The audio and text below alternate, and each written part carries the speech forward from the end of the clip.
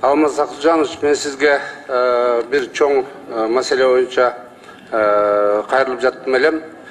Өзүңүзгө маалым болгондой, 2 октябрь күнү Пакистандын медициналык кеңеши Кыргызстандагы 18 жогорку медициналык окуу жайларын ошол кара тизмеге киргизилди деп жарыяланганда, бул кыймылды мен ойлойм, ошондой эле тышкы иштер министрлигине кат жаздым официалдуу түрдө. Ошол Пакистандык медициналык кеңешинин Кыргызстанга болгон мамилеси бул Кыргызстандын ички иштерине кийлигишүү деп эсептейм.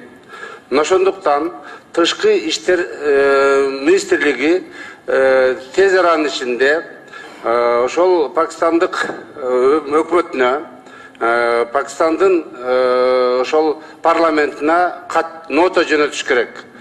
Бул Кыргызстандын ички ишине кийлигишүүгө акыңар жок деп.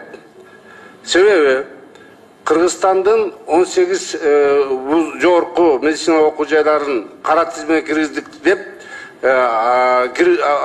ошол актысынын негизинде Кыргызстандын жогорку окуу жайларына шек келтирип атат. Дүйнө жүзүнө уят кылды. Ошондуктан Кыргызстан менен Пакистандын ортосундагы эң эле жакшы мамиле катташуу, ушул жогорку окуу билимдеги окуп аткан 8000 студенттер окуп атат. Ошонун артынан Кыргызстанга 100 миллиондон ашык акча келип атат. Ошонун 12%-ын эле НДСке эсептесеңиз, 12 миллион доллар бюджетке түшүп атат. Ошого карабастан, бүгүнкү күндө Шератон гостиницасында Кыргызстан Пакистан ортосундагы экономикалык форум өтүп атат.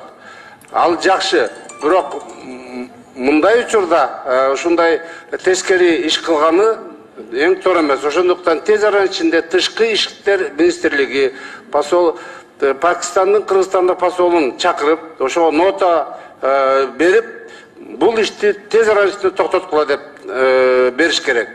Ошондой эле кара тизмени Өзбекстан мамлекетине да жөнөтүшкөн экен. Өзбекстандын өкмөтү дароо нота жөнөтүшүп токтотушту.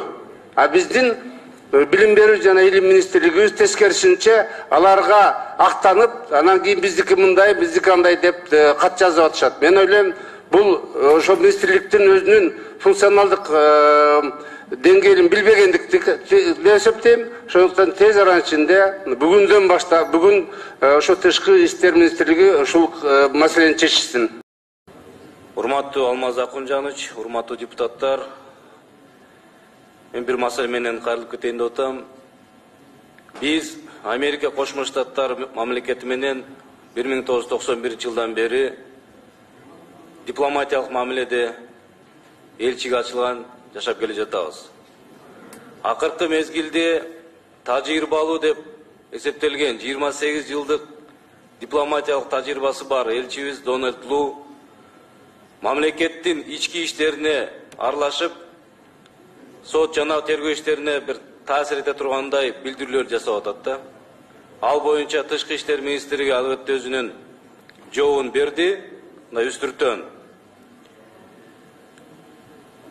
Ал кишинин пикири бир мамлекеттин пикири катары бааланат. Мен айтып кетет элем, атайын Кыргыз мамлекети расмий тилде экен, Кыргызская республика присоединилась постановлением Жогорку кеңеш Кыргызской республики от 12 января 1994 года. Венская конвенция от 18 апреля 1961 года. Ошол жерде ушул конвенция менен тескер эткен дипломаттардын иши. 41 статьяны окуп кетейин.